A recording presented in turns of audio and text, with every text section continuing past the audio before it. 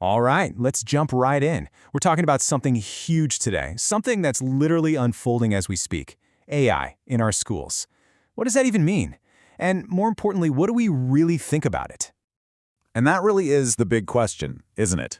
What actually happens when artificial intelligence walks into our kids' classrooms? I mean, this isn't just some abstract tech topic. This is a massive deal for parents, for students, and, for every single teacher out there. So, to try and get some real answers, the UK government decided they couldn't just guess. They actually went out and commissioned some really in-depth research. They sat down with 108 parents and students to get their genuine, unfiltered thoughts. And what we're going to do today is follow that exact same journey they went on, from that first gut reaction all the way to their final conclusions. And look, this was no quick online poll. This was a serious three-step process. First, they actually informed everyone, explained what AI really is. Then came the debate, where they dug into all the pros and cons, and only after all that did they form their final recommendations. So what you're about to hear aren't just knee-jerk reactions. These are really well-thought-out opinions. All right, let's get into it. Part 1, the starting point. So where did everyone's headspace begin on this topic? Well, let's just say it was with a whole lot of skepticism and, maybe not surprisingly, a big dose of sci-fi.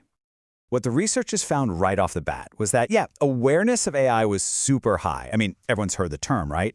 But the actual understanding of it, that was pretty low.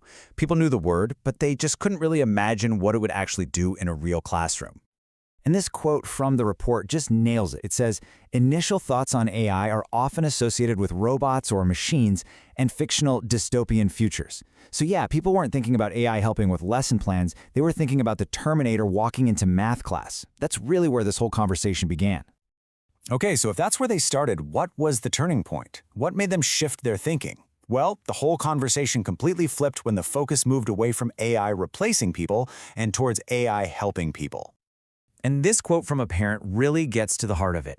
They said, as long as the humans are not replaced, if it streamlines and allows for more personal time with teachers, that's got to be a benefit. And right there, you can see it. The number one fear was that teachers would just disappear, that they'd become obsolete. And this is really the key distinction that unlocked the whole thing. The idea of AI replacing a teacher? Absolutely not. A total non-starter. But AI assisting a teacher? Well, suddenly, that opened up a whole new world of possibilities. It changed the entire tone of the conversation. Listen to this parent from Birmingham. They said it's about making things less stressful for teachers to sort the homework, lesson plans, and giving them more time to be present and support the kids. And that was the aha moment. Suddenly, AI wasn't this big, scary threat. It was a tool, a really powerful assistant, actually. Okay, so everyone's feeling a little more optimistic. But, and you knew there was a but coming, right? This wasn't the end of the story. Because as soon as that optimism set in, a whole bunch of major concerns popped right up. Let's call them the big hurdles. And here's what was on their minds. The biggest one? Over-reliance. This idea that kids and even teachers would just lean on AI too much and that it would lead to a loss of critical thinking. Then you had the other big ones. More screen time, the very real possibility of bias being baked into these AI systems, and this huge worry that it could make the gap between wealthy and poor schools even wider. I love this quote from a GCSE student. They put it so perfectly. You wouldn't want to go to the dentist, and they've done their homework with an LLM, and they know nothing. I mean, wow. It's just such a simple, powerful way to explain that fundamental fear, right? What happens if we rely on these things so much that we forget how to do the basics ourselves? Which brings us to another monster of a topic. I mean, this one came up over and over again. Data, privacy, profit. What happens to our kids' information? Who gets to see it? Who's making money off of it? And is any of it actually safe? And check this out, because it really shows where people drew the line in the sand. Okay, so sharing anonymous stuff like age or gender to help train the AI, people are generally okay with that.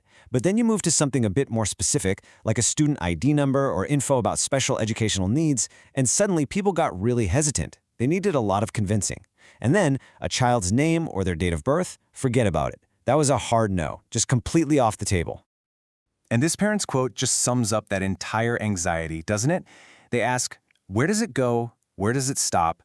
Will it always be tagged to you? What about applying to university? That's it, right there. It's this deep, nagging fear that some piece of data from when you're a kid could follow you around forever, maybe even affect your chances of getting into college or getting a job.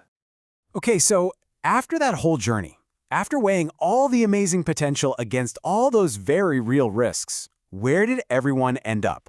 This is it. The big finale, the verdict. What would it actually take for them to trust AI in the classroom? Well, they didn't just give a thumbs up or a thumbs down. It was way more nuanced than that. What they did was they came up with a clear framework. They basically said, yes, we'll accept AI in our schools, but, and trust me, it's a very big but, only if these 5 specific conditions are met. And these are the 5 big ones, the non-negotiables. Number 1, human oversight. A real teacher has to be in charge, always. That's a must. Number 2, permissions. Parents and students have to give their informed consent, no surprises. 3, standardization and regulation, to make sure every school gets a fair shot and the tech is high quality. 4, age and subject restrictions, common sense, only use it where it's actually appropriate. And finally, number 5, and this is a huge one, profit sharing. The idea is, if tech companies are going to make money from our schools, then some of that money has to go back into the education system. So, there you have it. We went from sci-fi nightmares all the way to a really practical, common-sense framework for trust. It seems like AI in our classrooms isn't a question of if anymore, it's all about how. And that leaves all of us with a really big question to think about. Are we finding the right balance here between pushing forward with new technology and protecting the things we really value? That's the conversation we all need to be a part of. Thanks so much for watching.